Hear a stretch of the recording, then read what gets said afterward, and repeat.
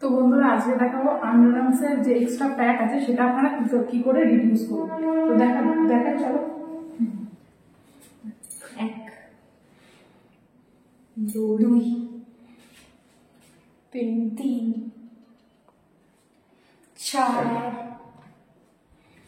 5